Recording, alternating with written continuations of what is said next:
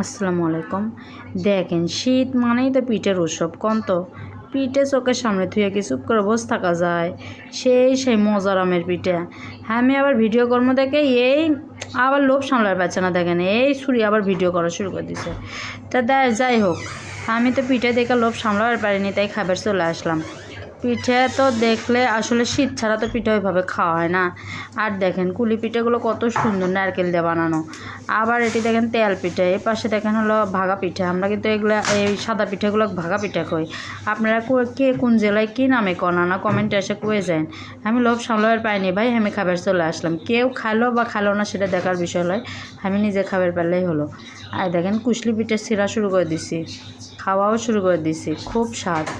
এই হচ্ছে কুশলি পিঠার ভিতরে যে নারকেলটা, এটা খুবই স্বাদ, খুবই মানে ভালো লাগছে আমার কাছে। বানানটা খুব ভালো হচ্ছে। যাই হোক, আপনারা কে কে শীতের পিঠা খাচ্ছেন কমেন্টে এসে। নিজের পেট ভরলে বাপের নাম কি কন, তাই খাওয়া শুরু করে দিছি।